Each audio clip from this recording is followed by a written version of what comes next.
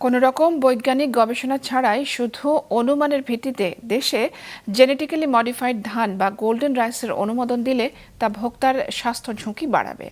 একই সাথে ধানের বীজের উপর থাকা কৃষকের অধিকারও ক্ষুণ্ণ হবে বলে মনে করে কৃষক ও পরিবেশ সংগঠনগুলো। এমন 5টি সংগঠন সকালে রাজধানীতে সংবাদ সম্মেলন করে দাবি জানান দেশে যেন গোল্ডেন রাইস চাষের অনুমোদন না দেয়া হয়। বলা হয়, এই গোল্ডেন রাইস নিয়ে সারা বিশ্বে বিতর্ক রয়েছে। সম্প্রতি ফিলিপাইনে এর অনুমোদন বাতিল করা হয়েছে।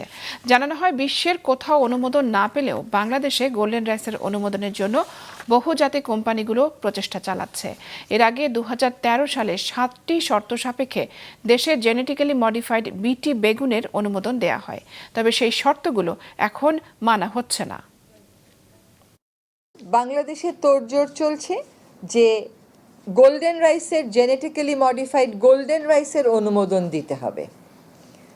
তার মানে আমাদের বাংলাদেশটা একটা পরীক্ষা কেন্দ্র হয়ে গেছে, গিনিপিগের মতন হয়ে গেছে, এবং সেটার পরিবেশগত প্রভাব আর স্বাস্থ্যগত প্রভাব কে নিরূপণ করছে? এটা কোম্পানি নিরূপণ করলে তো হবে না, অনুমোদন দানকারী সংস্থা অনুমোদন করলে তো হবে না, এটা নিরপেক্ষ পরীক্ষার তো প্রয়োজন রয়েছে।